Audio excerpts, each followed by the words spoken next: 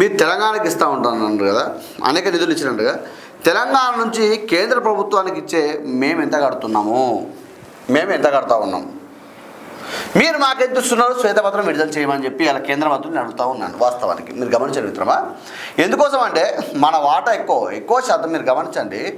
ఈ దక్షిణాది రాష్ట్రాల మీద వివక్ష చూపుతుందని అనేక మంది ముఖ్యమంత్రులు కూడా మాట్లాడుతున్న సందర్భంలో కూడా ఇలా బీహార్కి ఎంత ఇస్తున్నారు, ఉత్తరప్రదేశ్కి ఎంత ఇస్తున్నారు, తెలంగాణకి ఎంత ఇస్తున్నారు, ఏపీకి ఎంత ఇస్తున్నారు, మొన్న బడ్జెట్లో ఏపీకి ఎంత ఇచ్చినారు, తెలంగాణకి ఎంత ఇచ్చినారు అనేది కూడా మనం మాట్లాడడానికి నిస్తంగా మాట్లాడడం మాకు ఏ అభ్యంతరం లేదు.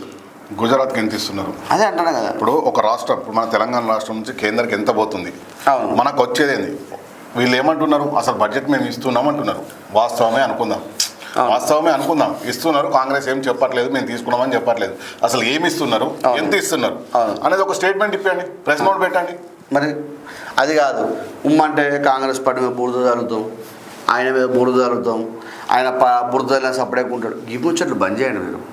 మీరు ఏం చేస్తున్నారు, తెలంగాణకు కావాల్సిన అవసరం ఉంటుంది. రేపు తెలంగాణలో మీరు అధికారం రావాలంటే ఇలా బీసీ ఉద్యమం నడుస్తూ ఉంటే బీసీ అధ్యక్షుడిని నిలబెట్టుకోలేకపోయినారు. మీరు ఇలా తెలంగాణ ప్రయోజనాల కోసం తాకట్టు పెడతా ఉన్నారు. కనీసం వచ్చి కూర్చొని మాట్లాడిన సందర్భం లేదు. ఇలా మీరు ఎట్లా అవుతుంది, ఏ విధంగా అవుతుంది?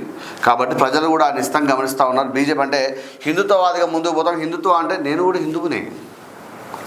హిందువునే కాదనట్లేదు. ఇక్కడ తెలంగాణలో అందరూ మన ఎప్పుడు కూడా గుడికి పోయి వచ్చిన అది కాదు కదా ముచ్చట. నేనేమంటున్నా అంటే కేవలము మతపరమైన రాజకీయాలు కాదు ఇక్కడ. తెలంగాణ అభివృద్ధి కావాలని మేము కోరుతా ఉన్నాం. దాని అనుగుణంగా మీరు కేంద్రం నుంచి ఏం నిధులు పట్టుకొస్తారో చెప్పాల్సిన అవసరం ఉంటుందని మేము భావిస్తూ ఉన్నాం.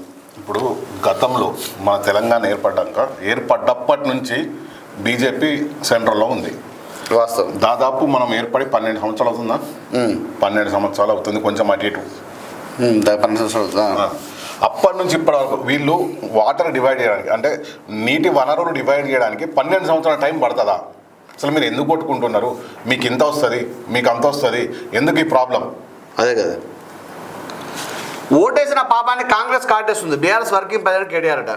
మరి ఓటేసిన పాపాన్ని కాంగ్రెస్ పార్టీ కాటేస్తే మీరేం చేసారు? అమాంతం మింగేసారు కదా.